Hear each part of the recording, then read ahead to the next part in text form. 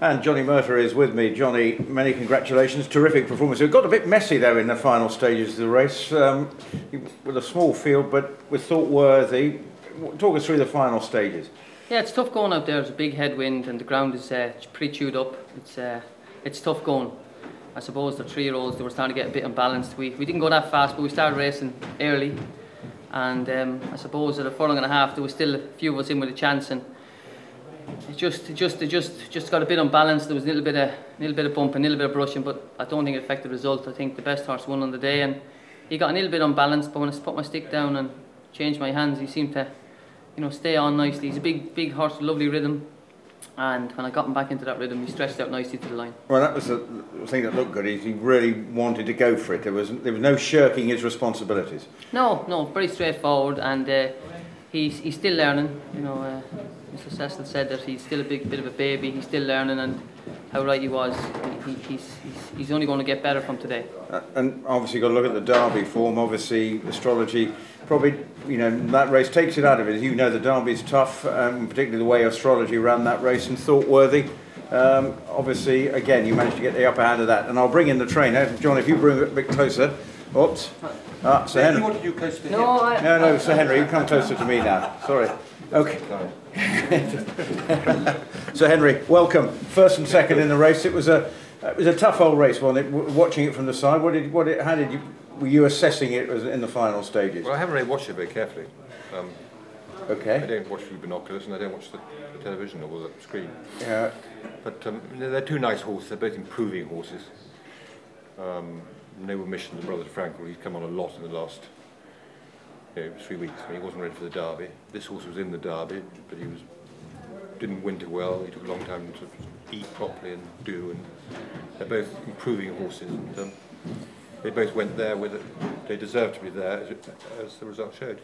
And the result showed it. But looking through it, Thomas Chippendale, you've just had to be patient. Is that what through the spring you just say, right? Take it easy. We left him in the Derby, but he wasn't eating very well, and he's just literally just before he won a Newmarket, he started to sort of come to himself a bit. But he's, as Johnny said, he's a big baby, and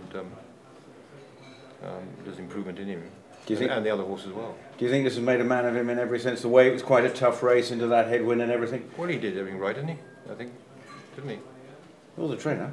Well, I think Johnny was quite happy with him. He didn't get off and say, get rid of him quick or anything like that. But he was very good for Sir Robert too. I mean, he puts a lot into racing, and he's concentrating more on the flat, and he deserves some success, and he's thrilled, and it's made Ascot a good week for him. And so, presumably you might have thought of what, if it all went well today, what you might do with these two? We just we'll feel our way. I mean, he looks if he stays. I mean, whether you'd make into a ledger horse, and just take. I mean, he's going to be a nice 4-year-old. I think they both will be. It'll be something to look forward to next year. I think that we need good 4-year-olds. I think with the breed, getting a little bit more immature. 4-year-olds have got such an advantage over 3-year-olds up to King George and Queen Elizabeth time. So if I could have one or two nice 4-year-olds, it keeps me sort of in the first 200 on the trainers list. Well, can I just talk about the other 4-year-old you've got? How is your other 4-year-old? Who are you talking about? I think he's called Franco. If my memory serves me correctly. I thought you were talking about twice over, and I was about to tell you he's 7. No, Franco seems to be fine. I mean, he lost that shoe, but we poached him, but he went out walking, trotting yesterday, and he's fine. And we just feel our way with him, and then make a decision what he does next.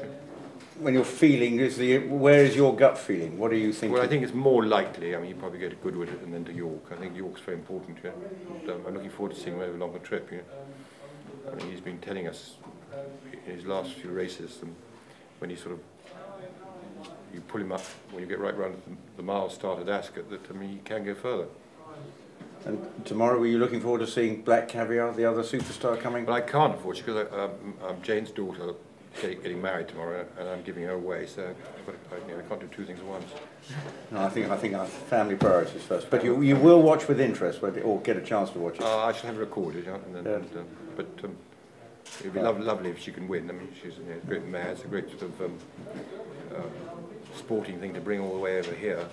And looking at the race, I mean, if she's anything like her best, she must take a lot of beating. Enjoy the family wedding tomorrow, but well done this week. Thank you, Sir Henry. Thanks for talking to me.